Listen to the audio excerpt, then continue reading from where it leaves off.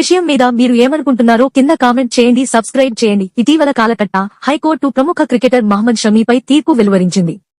షమీ తన భార్యకు మరియు కుమార్తెకు నెలకు 4 లక్షల రూపాయలు అలిమనీగా చెల్లించాలని ఆదేశించింది. ఈ తీర్పుపై స్పందించిన షమీ భార్య హసన్ జహాన్ హైకోర్టుకు కృతజ్ఞతలు తెలిపారు. అయితే ఆమె పేర్కొనటం విశేషం, ఈ మొత్తం మా అవసరాలకు సరిపోదు. షమీ ఆదాయం గత కొన్ని సంవత్సరాలలో భారీగా పెరిగిందని, తాను మరియు తన కుమార్తె కూడా అదే జీవన స్థాయిని కొనసాగించే హక్కు కలిగి ఉన్నారని ఆమె అన్నారు. ముఖ్యాంశాలు: హైకోర్టు షమీపై నెలకు రూ. 4 లక్షల అలిమనీ విధించింది. ఇందులో రూ. 1.30 లక్షలు కుమార్తె కోసం, మిగతా భాగం భార్య కోసం. హసన్ జహాన్ ప్రకారం షమీ ఆదాయం ఇప్పుడే కోట్లలో ఉంది.